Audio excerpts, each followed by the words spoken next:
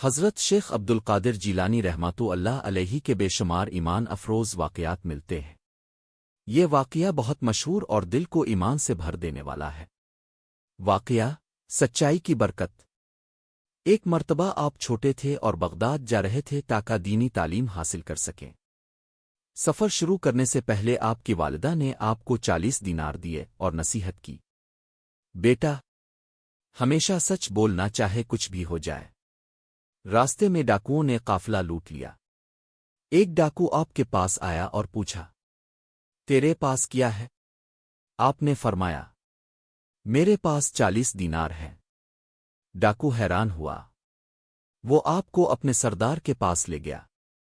سردار نے پوچھا، جب تجھے پتہ تھا کہ ہم لوٹتے ہیں تو نے سچ کیوں بولا؟ آپ نے جواب دیا، میری ماں نے مجھے ہمیشہ سچ بولنے کی نصیحت کی ہے۔ میں اپنی ماں کی بات نہیں جھوٹ بول کر توڑ سکتا۔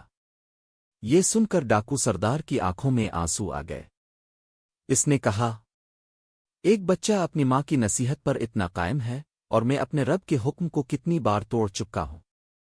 اسی وقت اس نے توبہ کر لی اور اس کے کئی ساتھی بھی تائب ہو گئے۔ سبق: سچائی انسان کے دل میں نور پیدا کرتی ہے۔ سچ کے بدلے اللہ عزت دیتا ہے۔ شیخ عبدالقادر جیلانی نے عملی مثال بن کر دکھایا کہ ایمانداری کتنی بڑی طاقت ہے۔ اگر آپ چاہیں تو میں ان کا ایک اور مشہور کرامت والا واقعہ بھی سنا دوں۔